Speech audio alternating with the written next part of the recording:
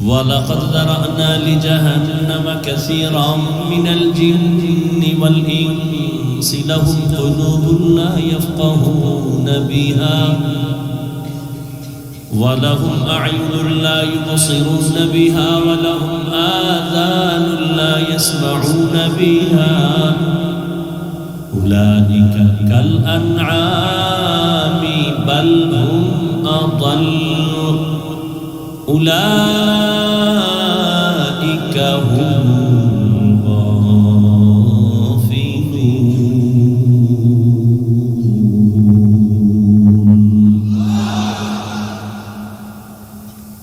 আল্লাহ বলেন অধিকাংশ মানুষ জাহান্নামে যাবে। কম না বেশি? বেশিরভাগ মানুষ জাহান্নামে যাবে। কোন মানুষ? আল্লাহ বলেন আমি তাকে কলব দান করেছি, ভাবার জন্য কিন্তু ভাবে না। আমি আল্লাহ তাকে গবেষণা করার মতো মেধা দিয়েছি, গবেষণা করে না। আমি আল্লাহ দুটো চক্ষু দিয়েছি, দেখার জন্য দেখে না। আমি আল্লাহ তাকে দুটো কান দিয়েছি, শোনার জন্য সে শুনে না। কি করে? চোখের সামনে পট্টি লাগাইছে, কয় না। কানের মধ্যে পট্টি লাগাইছে, কয় না। তাহলে দেখে না, শুনে না মানি? বলে যা দেখতে বলেছি দেখে না। মা বাবা দেখবে সওয়াব, আলেমের চেহারা দেখবে সওয়াব, বাইতুল্লাহর দিকে তাকাবে সওয়াব, কোরআন খুইলা তাকায় দেখবে সওয়াব, আল্লাহর আসমান দেখবে সওয়াব, জমিন দেখবে সওয়াব, সূর্য দেখবে সওয়াব। বান্দা আল্লাহর দেওয়া জিনিসগুলো না দেখে দরওয়াজা জানালা বন্ধ করে মোবাইলটা সামনে নিয়ে সারাটা রাত কবিরা কবিরা দেখিয়া দেখিয়া কাটাইছে। মাওলায় যদি তোরে অন্ধ বানাইতেন, বল কেমনে দেখতি মোবাইলে নাচ গান? ঘুমের মধ্যেও তো কত মানুষ মরে যায়। আজরাইল তোমার ঘরে আসতে পারেনি। যদি ঘুমের মধ্যে এসে দেখে তোর কানের মধ্যে গানের তার লাগানো, হিন্দু বুঝতে সময় লাগবে, বৌদ্ধ বুঝতে সময় লাগবে, হিন্দু বুঝতে সময় লাগবে। তুমি মুসলমান, আল্লাহ মানো, নবী মানো, কোরআন মানো, তুমি কেন বুঝো না রে বাবা? তোমার বুঝতে সময় কেন? তাহলে মুসলমানের ঘরে আইসা লাভ কি হলো?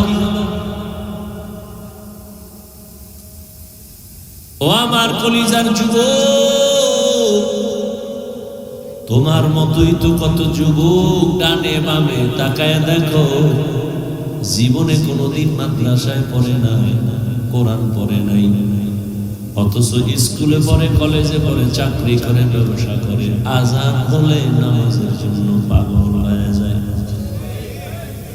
তুমি তোমারে জিজ্ঞাসা করো, তুমি কেন পারো না?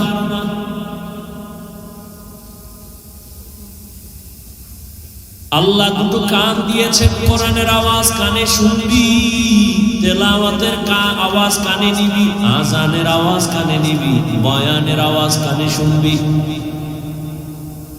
ওই কানের মধ্যে এমন ভাবে আটকাইছো, হেডফোন লাগাই দিছো কানের মধ্যে, মা ডাকে শুনো না, কেউ সালাম দিলেও শুনো না। তুই এমন এক আওয়াজ কানে ঢুকাইছো, গানের আওয়াজ। অথচ মদিনার রহমতের নবী বলে, যখন গানের আওয়াজ কানে আসে আঙ্গুল দিয়া ধরবা, এটা শয়তানের আওয়াজ।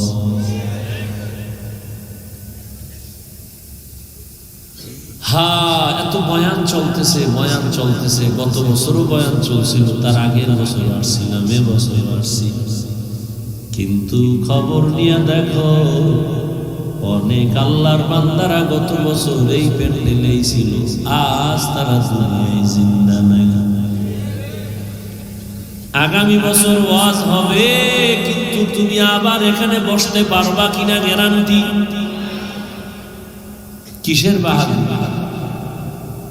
আমার বাড়ি, আমার গাড়ি, আমার টাকা, আমার সব আমার আমার। করে দেখ আমার গায়ের জামাটাও আমার না। আমার আপন একেবারে কাছে যিনি, তিনি এসে একটা বেলেন নিয়ে জামাটারে কাটবে, গেঞ্জিটারে কাটবে, 3টা সাদা কাপড় আমার বেচায় দিবে। আমার সম্মানে একটা কাফন কেউ বাড়ায় দিবে না, মাও বলবে না যে আমার বাবার এত সম্মান, একটা কাফন বাড়া। রিক্সা ড্রাইভার গরিব যদি মরে যায়, একটা কাফন কেউ কমাইয়াও দিবে না। তোমারও 3 কাফন, আমারও 3 কাফন। টাকাওয়ালার কাফনটা একটু দামি, কালার আলাদা হবে নাকি? কে ধনী, কে গরিব, কে আলেম, কে মূর্খ, কে ইমাম, কে মুক্তাদি, কে ডাক্তার, কে রোগী, সবার বেলায় কাফনের সংখ্যা সমান, কালারও সমান, কবরের সাইজও সমান। কবরে 3টা প্রশ্ন করা হবে, তাও সমান। আমারে যে প্রশ্ন করবে, আপনাকেও একই প্রশ্ন করবে। রবের পরিচয় দেও, ধর্মের পরিচয় দেও, রাহমাতুল লিল আলামিনের পরিচয় দাও।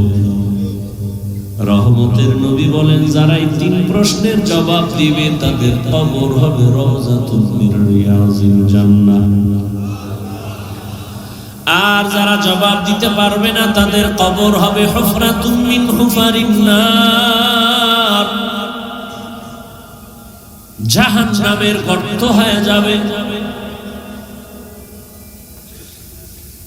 এখন জবাবটা কারা দিতে পারবে? আমরা হুজুরেরা।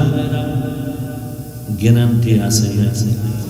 আরে আমগো হুজুরগো যদি গ্যারান্টি থাকতো, দুনিয়ায় জান্নাতের টিকিট হাতে পাইয়া আবু বকর, ওমর, ওসমান, আলী সহ সারা জীবন কান্না করছে। জান্নাতের টিকিট হাতে দেওয়ার পর আবু বকরের কান্নার আওয়াজে নবী কয়, আমার ঘুম ভেঙে গেছে। রাতের গভীরে আমার মসজিদ, আমার মাথার কিনারায় মসজিদে নববীর পাশেই তো আমার হুজুর, আমি আম্মা জান আয়েশার ঘরে আছি। আমি মোহাম্মদ ঘুমাইলে আমার চোখ বন্ধ থাকে, কিন্তু আমার অন্তর ঘুমায় না। আমি এশার নামাজ পড়ে ঘুমাইছি, হঠাৎ করে শুনি কান্নার আওয়াজ আসতেছে। এই গভীর রাতে কে কান্না করে আমার মসজিদে? নবী বলেন, আমি উঠলাম, উঠে নজর দিয়া তাকায় দেখি অচেনা কেউ কাঁদে না, জান্নাতের 1 নম্বরের সাহাবী আবু বকর নামাজে কাঁদতেছে।